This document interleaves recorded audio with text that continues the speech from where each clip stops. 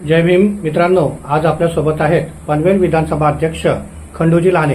हे गेली बरीच वर्ष बहुजन समाज पार्टीशी निगडीत आहेत आणि कार्यकर्ता ते अगदी आतापर्यंतचे जे पनवेल विधानसभा अध्यक्ष अशापर्यंत त्यांची कारकिर्दी सातत्याने सुरू आहे. पनवेलच्या बहुजन समाज पार्टीसाठी सातत्याने काम करणारी आणि पक्ष संघटना वाढण्यासाठी त्यांची फार मोठी तळमळ असते.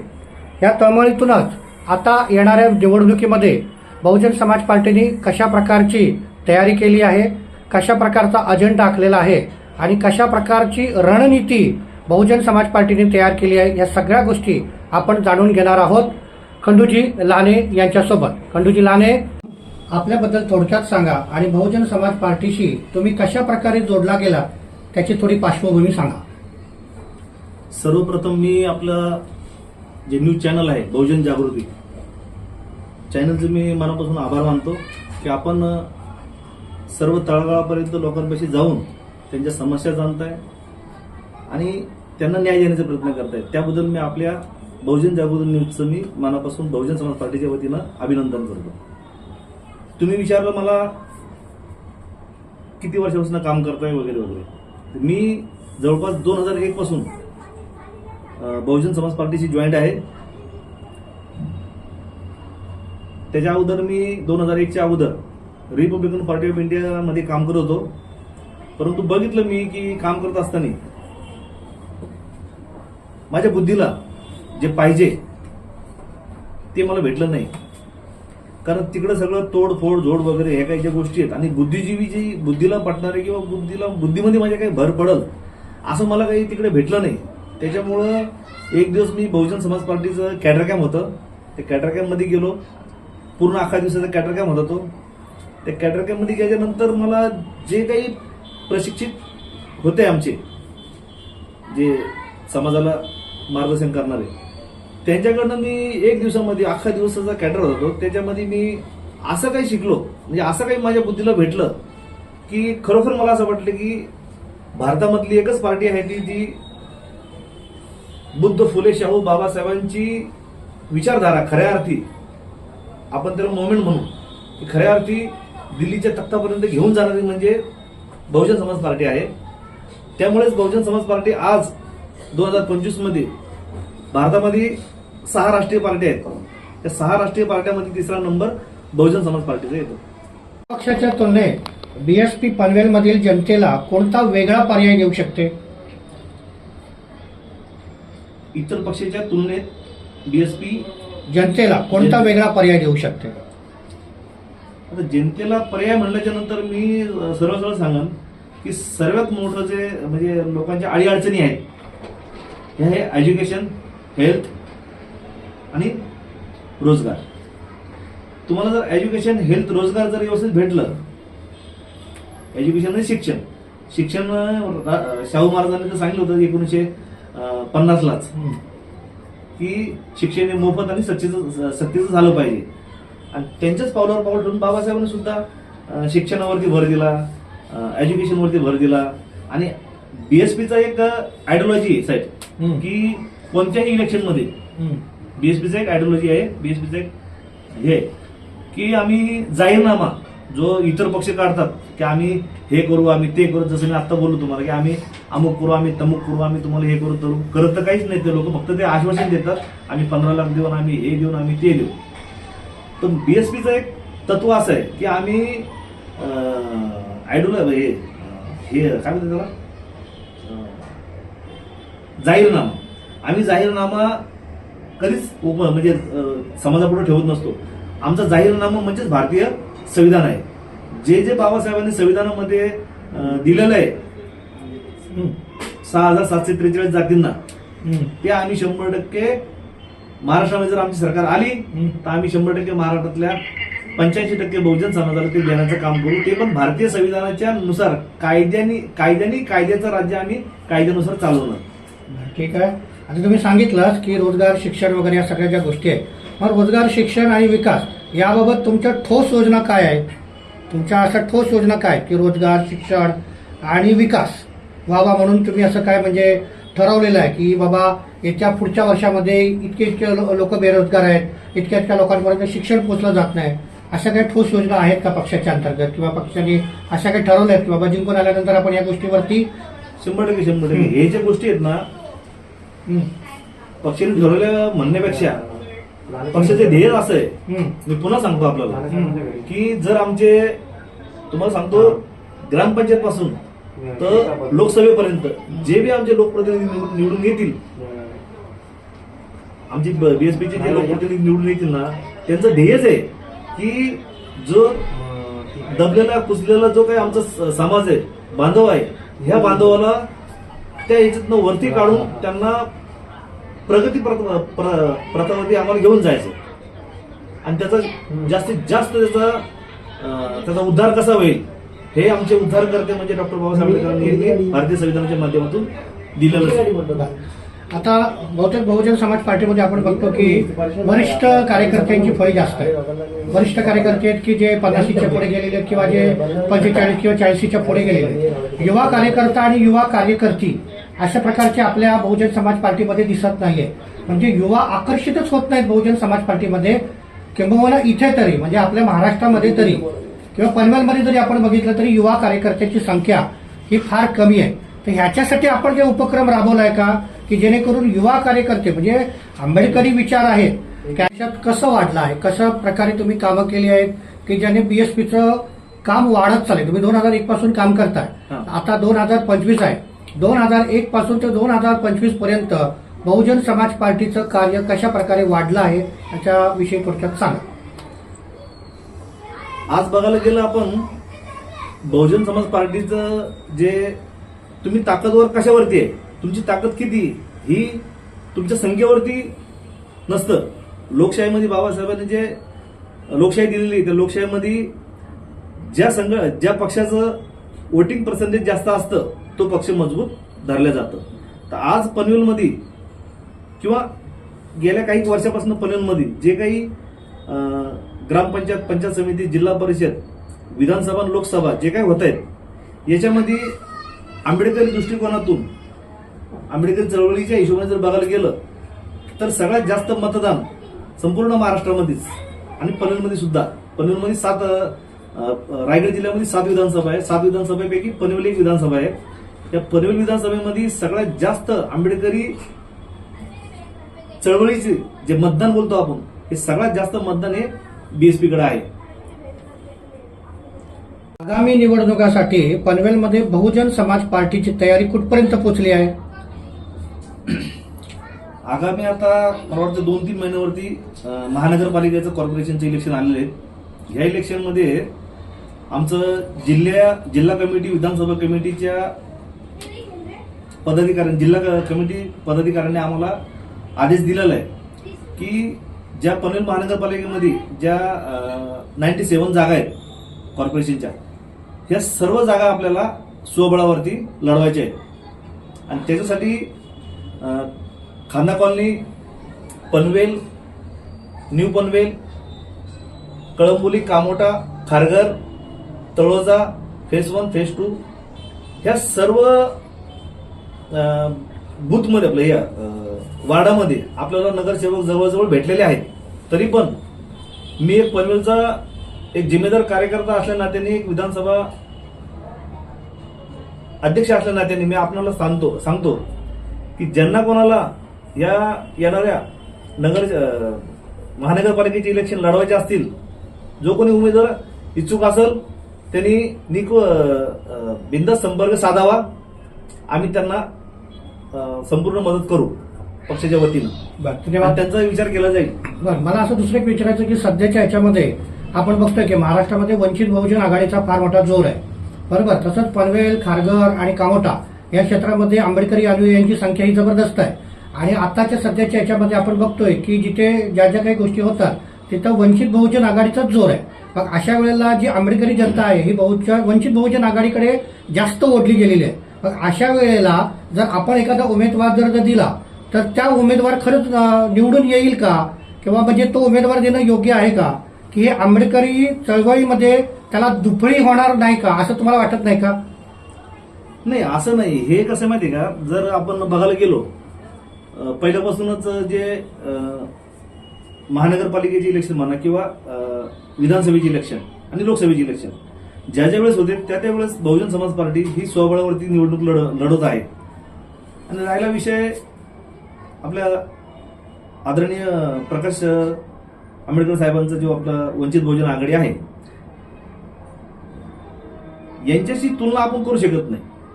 कारण कसं आहे की आपला जो पक्ष आहे हा राष्ट्रीय पक्ष आहे आणि वंचित बहुजन आघाडी हा महाराष्ट्रापुरता पक्ष आहे असं आपण धरूया. तर त्यांच्याशी आपलं कॉम्प्रोमाइज म्हणजे हे आपण हे करू शकत नाही. ते त्यांच्या पद्धतीनं निवडणुका लढू शकतात. बाबासाहेबांना अधिकार दिलेला आहे त्या हिशोबाने. राहिला विषय डबल तुम्ही काय विचारता मला आता की याच्यातून जे आंबेडकरी अनुयायी आहेत, जे आंबेडकरी मतदार आहेत, मतदार. त्या मतदारांमध्ये एक विभागणी, मताची विभागणी होणार आहे की बरेच जण हे आंबेडकरी अनुयायी असल्यामुळे बसपाला पण फॉलो करतात आणि वंचित बहुजन आघाडीला पण फॉलो करतात. त्यामुळे एकाच घरातली जी मतं असतील ती काय अर्धी इकडे जातील, अर्धी तिकडे जातील. त्याच्यातून म्हणजे निष्पन्न नेमकं काय होणार, म्हणजे हे जे आपण उमेदवार जे निवडून देणार आहोत ते खरंच आपले उमेदवार निवडून येतील का, हा एक मोठा प्रश्नचिन्ह आहे. दुसरा प्रश्न असा आहे की वंचित बहुजन आघाडी आणि बसपा यांनी पनवेलपुरतं तरी एक युतीचं का करू नये. जर म्हणजे प्रश्न असा मी तुम्हाला परत विचारतो की जर काँग्रेस बरोबर वंचित बहुजन आघाडी युती करायला जाऊ शकते तर आंबेडकरी जी चळवळ आहे, आंबेडकरी मुवमेंट जी आहे त्याच्याबरोबर बसपा त्याच्याबरोबर युती करायला तिची काय हरकत असावी. पण ती जर झाली तर म्हणजे तुम्हाला त्याबद्दल काय वाटतंय. नाही, बहुजन समाज पार्टी आणि वंचित बहुजन आघाडी यांची जर युती झाली, जर वरिष्ठ अधिकाऱ्यांनी बहीणकुमारी मायावतीजींनी आमचे महाराष्ट्र अध्यक्ष आहेत ॲडव्होकेट सुनील डोंगरे साहेब यांनी जर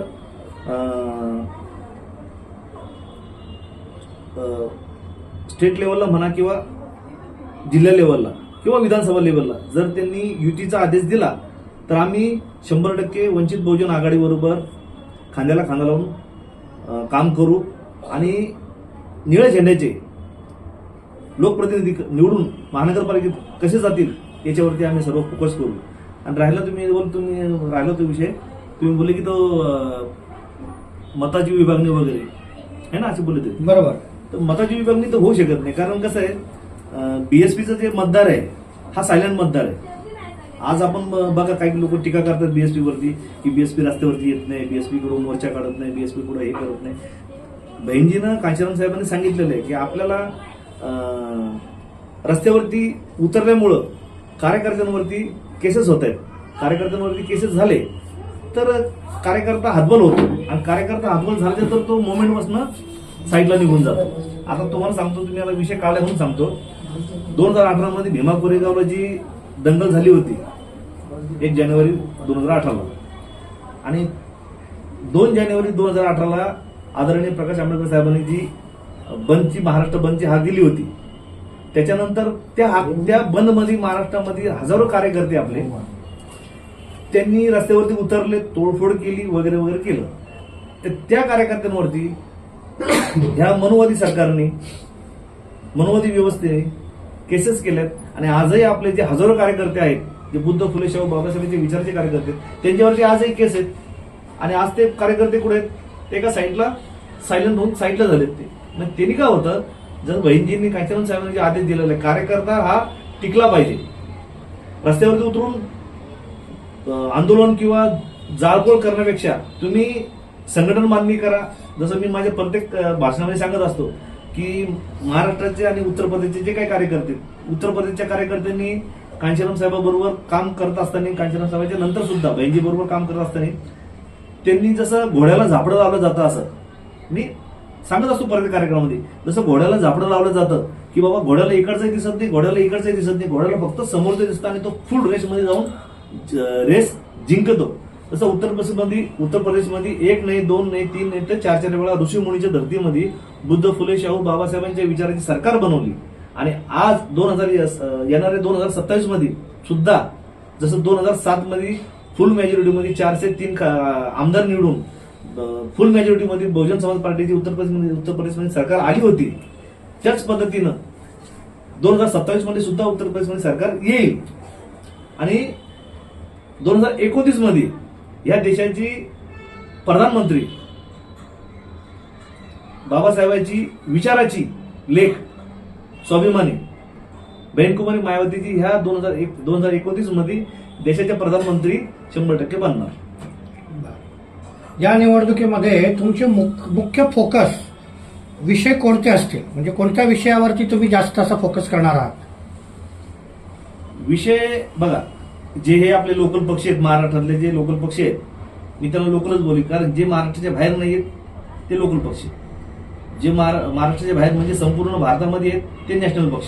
ओके, हे लोकल पक्ष वाले जे कार्यकर्ते आहेत, यांचे लिडर्स प्रत्येक वार्डामध्ये जाऊन, एरियामध्ये जाऊन, याच्यामध्ये जाऊन लोकांना काय सांगतात की आम्ही तुम्हाला गटर बांधून देऊ, आम्ही तुम्हाला लाईट देऊ, आम्ही तुम्हाला पाणी देऊ, आम्ही तुम्हाला एरियामध्ये तुमच्या लाद्या बसवून देऊ. तर आम्ही बहुजन समाज पार्टीचं असं एक ध्येय आहे, जसं आपण बोलतो ना की महाराष्ट्रामध्ये भिकाऱ्याला भीक देणं हे पुण्याचं काम आहे. महाराष्ट्रामध्ये काय बोललं जातं, भिकाऱ्याला भीक देणं हे पुण्याचं काम आहे. पण बीएसपी असे सांगते की त्या भिकाऱ्याला भीक मागण्याची वेळच येऊ नये, असं परिवर्तन आपल्याला घडवायचे. जसं कांशीराम साहेबांना एका कार्यक्रमात मीडियावाल्यांनी विचारलं होतं की साहब आप राजनीति में तो आए हो, राजनीति में आए हो, आप क्या करने वाले हैं, लोगों के जैसा तुम आप भी चावल साड़ी ये बांटने वाले हैं क्या?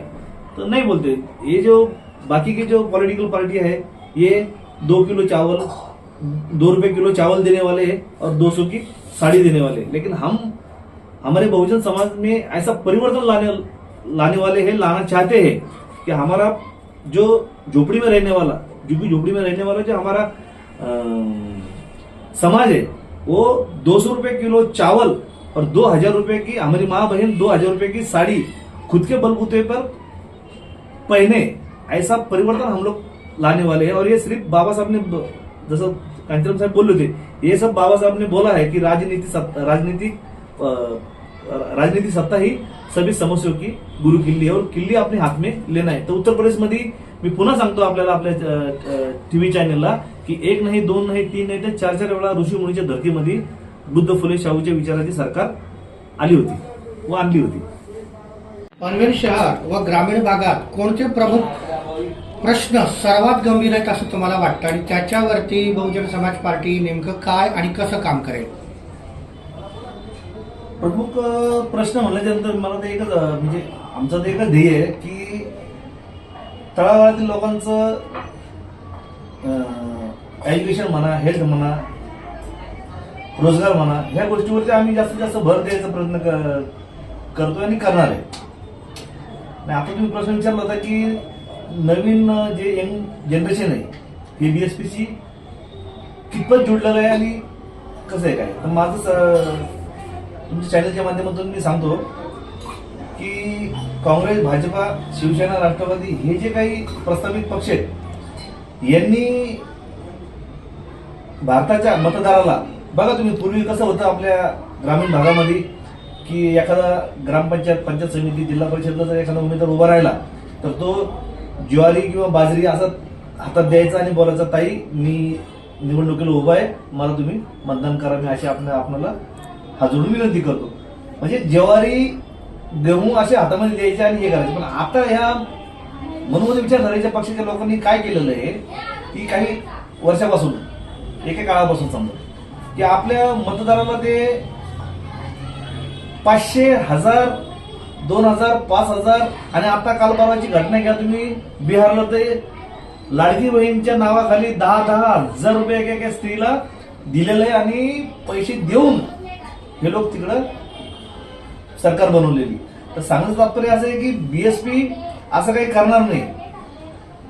पैसे द्यायचं, दारू द्यायचं, मटण द्यायचं हे काम बीएसपी करत नाही. बीएसपी ही बुद्ध फुले शाहूच्या विचारधारेची पार्टी आणि विचारधारेच्या आधारावरतीच आम्ही माणसाला पक्षाशी जॉईन करतो आणि त्याला बुद्ध फुले शाहू बाबासाहेबांची चळवळ समजावून सांगून आम्ही त्याला तयार करतो. आणि बऱ्यापैकी महाराष्ट्रामध्ये मी पुन्हा तुम्हाला सांगतो तुमच्या चॅनलच्या माध्यमातून की महाराष्ट्रामध्ये निळे झेंड्याचं, म्हणजे बाबासाहेबांच्या विचाराचे जे जेवढे काही पक्ष आहेत, जेवढे काही संघटना आहेत, सर्वात जास्त मतदान बीएसपीला आहे महाराष्ट्रामध्ये. आणि महाराष्ट्रामध्येच नाही तर जम्मू काश्मीर घ्या, पंजाब घ्या, उत्तराखंड घ्या, हरियाणा घ्या, अशा बऱ्याचशा राज्य, राजस्थानमध्ये घ्या, बऱ्याचशा गुजरातमध्ये घ्या, बऱ्याचशा राज्यांमध्ये बीएसपीला जो विचारानं तयार झालेला वोटर आहे तो वोटर तयार करतोय. आणि आपण काही कोणाला पैसे वगैरे देऊन मतदान करायला प्रवृत्त करत नाही. कारण बाबासाहेब एका सभेत असे बोलतात की मी जे तुम्हाला मताचा अधिकार दिलेला आहे, याला तुम्ही मीठ मिरची सारखी समजू नका. हे तुमचं मुक्तीचं साधन आहे. जर तुम्ही हे मिळालेलं मताचा अधिकार, हे जे साधन तुम्ही दारूवारी, मटणावारी, पैशावारी जर विकाल तर तुमच्यासारखे मूर्ख तुम्हीच. आणि हे लोक काय करतात, दारू, मटण, पैसे देऊन लोकांचं मतदान विकत घेतात. आणि उद्या जर त्यांच्याकडे आपण, त्यांच्या त्या प्रतिनिधीकडे आपण जर एखादं काम घेऊन गेलो तर ते सरळ सरळ बोलतात की बाबा तू निवडून मला दिलंस, मला मतदान केलंस, पण मला काय फुकट मतदान केलं नाही. मी तुला पैसे दिलेले आहे, तुझ्या बायकोला साडी दिलेली आहे, तुला दारू दिलेले आहे, आणि बूथवरती बसण्यासाठी 200-200 रुपये सुद्धा तुम्हाला लोकांना दिलेले. जे बूथ असतं ना इलेक्शनच्या टायमाला बूथ बांधतो, त्याच्यावरती बसण्यासाठी सुद्धा मी तुमच्या लोकांना 200-200 रुपये बूथवरती बसण्याचे दिलेले. म्हणजे हे लोक आपल्याला एवढं हलकं समजतात. म्हणून सांगतो मी पुन्हा की बाबासाहेब म्हणजे इतिहासकारांशी सांगतात की बाबासाहेबांशी सांगतात की मत विकणं हे आई बहिणीची आबरू विकण्या समान आहे. त्याच्यामुळं बहुजन समाज पार्टी निवडणुकीमध्ये, कोणत्याच निवडणुकीमध्ये दारूचं, पैशाचं आमिष देत नाहीये. विचाराच्या आधारावरती विचाराची लढाई आहे. आम्ही विचाराच्या आधारावरती जिंकणार आहोत आणि जिंकलेले आहे. आणि 100% आम्ही भारतामध्ये ह्या मनोवादीला जर कोणी धुळीस मिळवण्याचं काम जर कोणी करल तर एकच आहे. कारण ह्या जगामध्ये 2 वाद आहेत. एक गांधीवाद आहे, एक मनुवाद आणि एक आंबेडकरवाद आहे. एक मनुवाद आहे आणि एक आंबेडकरवाद म्हणजेच गांधीवाद. जर ह्या मनुवाद, गांधीवादाला जर ह्या देशामध्ये जर कोणी टक्कर देत असेल खऱ्या अर्थी बुद्धीच्या जोरावरती, तर बाबासाहेबांचा हाती देतोय, बाकी कोणी देत नाही. दुसरा असं आहे की आपण बघतो की ते स्थानिक प्रश्न जे आहेत, आता बऱ्याच वर्ष झाली की पनवेल महानगरपालिकेची स्थापना झाली, पण अजूनपर्यंत ना कुठल्याही प्रकारच्या ट्रान्सपोर्टेशनची व्यवस्था झालेली नाही. जसं आपण बघतो ठाणे महानगरपालिकेला ठाणे महानगरपालिकेच्या बसेस आहेत, बरोबर.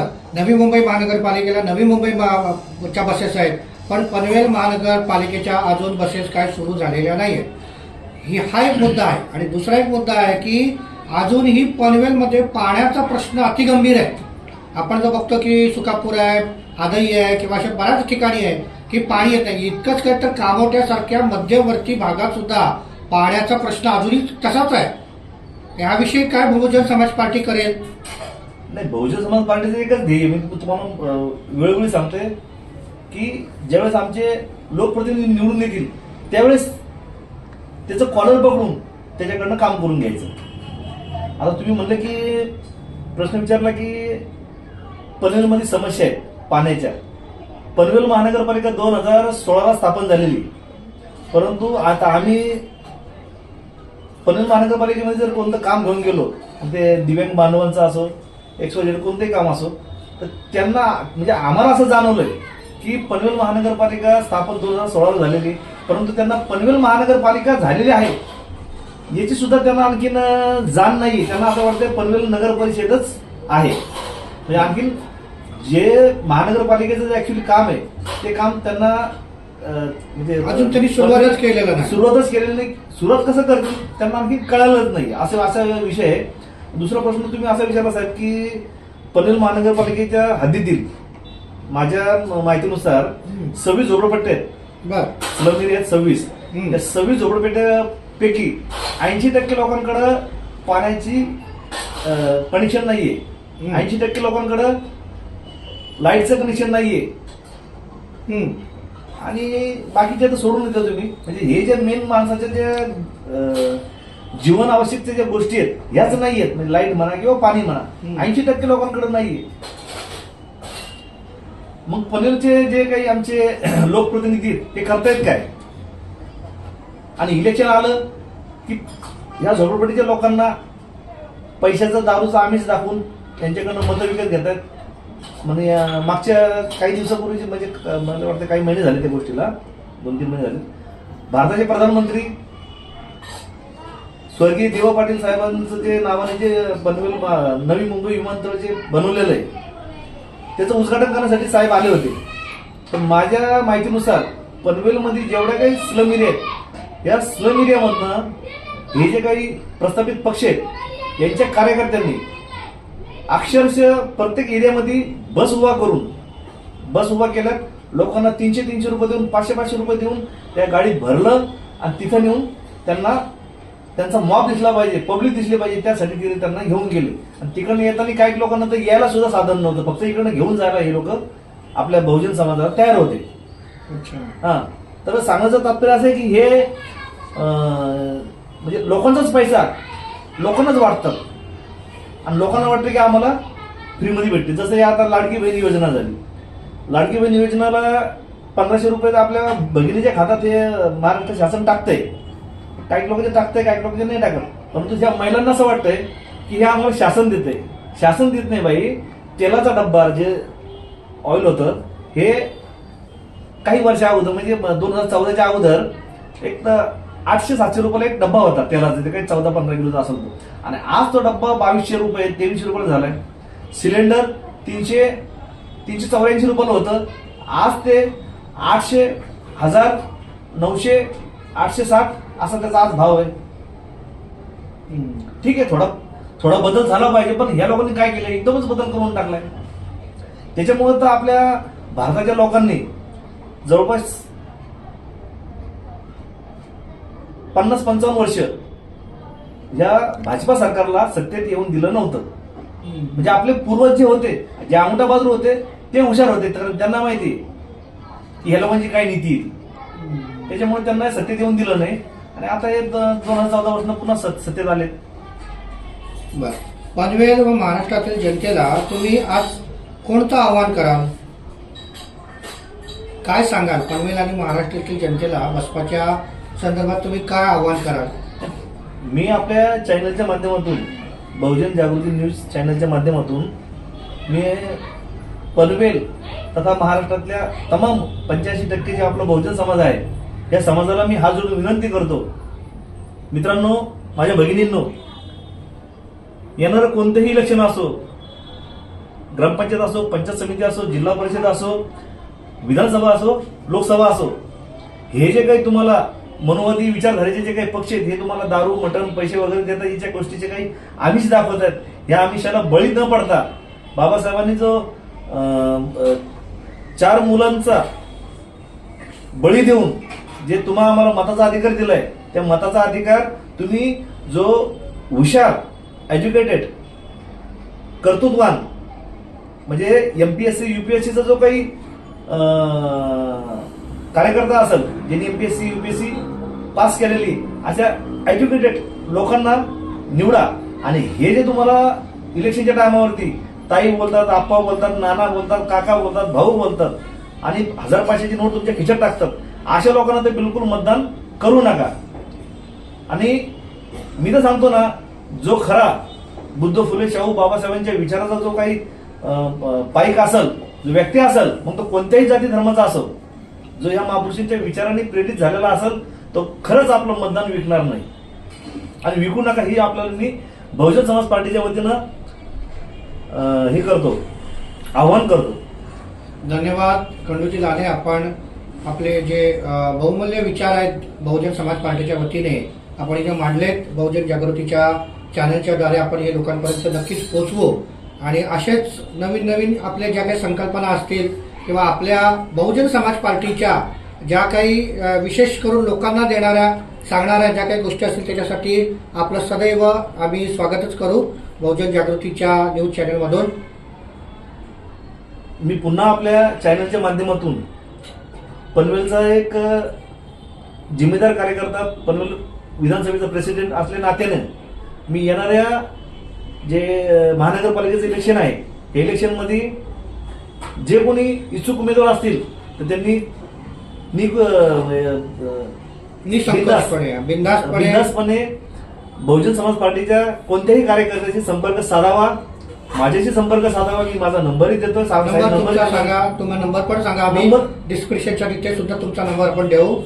मी नंबरही सांगतो, 959463 389194. कधीही नंबरवरती या फोन करा आणि जो मी पुन्हा सांगतो, जो इच्छुक उमेदवार असेल त्यांनी 100% संपर्क साधावा. आम्ही त्याला परिपूर्ण न्याय देण्याचा प्रयत्न करू, कारण आम्ही बुद्ध फुले शाहू बाबासाहेबांच्या विचाराचे पाईक आहोत. आणि ही जी पार्टी आहे, ही पार्टी बहुजन म्हणजे BSP, बी म्हणजे बाबासाहेब, एस म्हणजे शाहू, पी म्हणजे फुले, या महापुरुषांच्या विचारांनी, ह्या नावाने ही पार्टी बनलेली आहे. त्याच्यामुळं बहुजन समाजातील कोणत्याही व्यक्ती जर आमच्याकडे आला तर आम्ही त्याला परिपूर्ण न्याय देण्याचा प्रयत्न करू. धन्यवाद खंडूजी लाने, आपण जे आपले मत व्यक्त केले त्याबद्दल. आणि आपण आता इथेच थांबूया, पुन्हा भेटूया एक नवीन पॉडकास्ट बरोबर. तोपर्यंत सर्वांना मानाचा जय भीम.